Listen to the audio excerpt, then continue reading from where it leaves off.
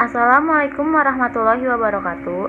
Halo semuanya, kami dari 12 IPA 4 akan menjelaskan evolusi dan hereditas.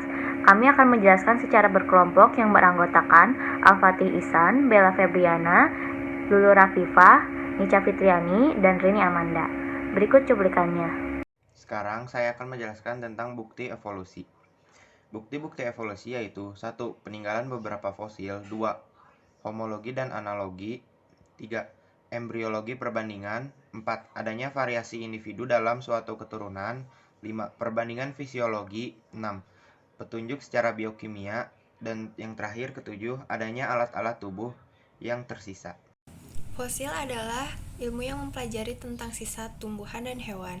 Fosil disebut juga paleontologi. Satu-satunya fosil yang lengkap yaitu fosil kuda. Selanjutnya ada perbedaan homologi dan analogi.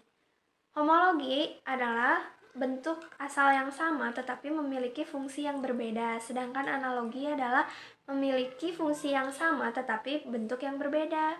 Contoh dari homologi yaitu tangan manusia dengan kaki depan kuda, sedangkan contoh dari analogi adalah sayap burung dan sayap serangga. Memiliki fungsi yang sama untuk terbang tetapi memiliki struktur yang berbeda karena serangga merupakan golongan avertebrata sedangkan burung merupakan golongan vertebrata.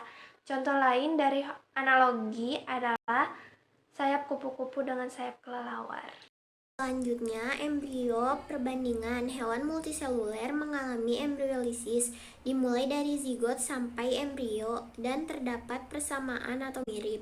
Perkembangan individu dimulai dari individu dibuahinya sel telur sampai individu tersebut mati disebut ontogeni. Sejarah perkembangan evolusi makhluk hidup disebut filogeni. Ontogeni merupakan filogeni yang dipersingkat. Yang selanjutnya ada variasi individu. Reaksi individu dalam lampu jenis dipengaruhi oleh ahli geografi makanan. Variasi individu ini sendiri dalam perkembangbiakannya akan menghasilkan keturunan yang berbeda. Kenapa? Karena adanya variasi tumbuhan dan makanan yang dikonsumsi atau dimanfaatkan oleh individu itu sendiri untuk memperoleh bibit yang unggul dan dapat menghasilkan keturunan yang semakin berbeda dengan nenek moyangnya. Selanjutnya, perbandingan fisiologi. Perbandingan fisiologi yaitu aktivitas fisiologi pada makhluk hidup tingkat rendah maupun tinggi yang terjadi di dalam selnya memiliki kemiripan atau kesamaan seperti respirasi sel, pembentukan ATP untuk kegiatan sehari-hari. Sekarang saya akan menjelaskan tentang petunjuk secara biokimia. Salah satu uji untuk mengatur hubungan kekerabatan adalah dengan uji presipitin. Adanya presipitin atau endapan suatu reaksi antigen antibodi. Makin banyak presipitin yang terbentuk, semakin jauh kekerabatan atau hubungan kekerabatan antara dua jenis makhluk hidup. Adanya alat-alat tubuh yang tersisa merupakan alat tubuh yang sudah tidak digunakan lagi namun masih bisa ditemukan. Contohnya seperti tonsil atau amandel yang dibentuk oleh jaringan limfa. Selanjutnya ada kelopak mata, lalu ada rambut penutup tubuh, lalu ada rongga sinus dan adenoid. Adenoid ini terletak di jaringan posterior faring. Terus ada tulang ekor yang mengalami rudimenter atau mereduksi atau mengecil. Terus ada gigi molar atau geraham.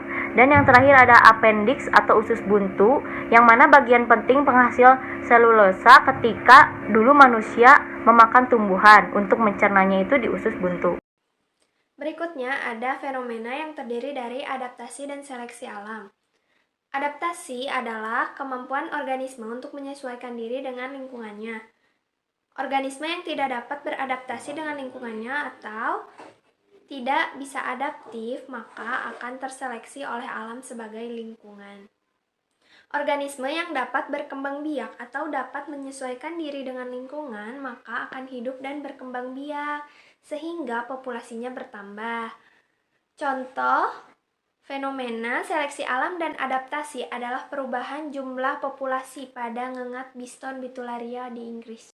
Ngengat Biston bitularia terdapat dua macam, yaitu dengan warna cerah dan warna gelap. Sebelum terjadi revolusi industri di Inggris, Jumlah populasi ngengat warna cerah lebih banyak daripada ngengat berwarna gelap.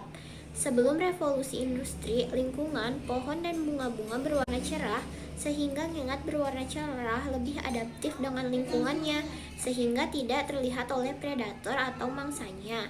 Oleh karena itu, ngengat warna cerah jumlahnya lebih banyak.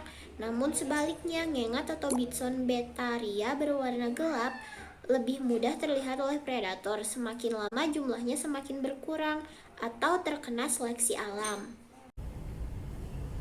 Sesudah revolusi industri lingkungan, pohon dan bunga-bunga tertutupi oleh jelaga berwarna hitam sehingga semuanya berwarna gelap. Ngengat berwarna gelap lebih adaptif dengan lingkungannya dibanding ngengat berwarna cerah. Ngengat berwarna gelap tidak mudah terlihat oleh mangsa atau predator, sehingga tetap hidup berkembang biak dan jumlah populasinya semakin bertambah. Namun sebaliknya, ngengat berwarna cerah mudah ditemui predator, maka semakin lama jumlahnya semakin berkurang atau terkena seleksi alam. Cukup sekian materi yang dapat kami sampaikan, kurang lebihnya mohon dimaafkan. Atas perhatiannya kami ucapkan sekian dan terima kasih.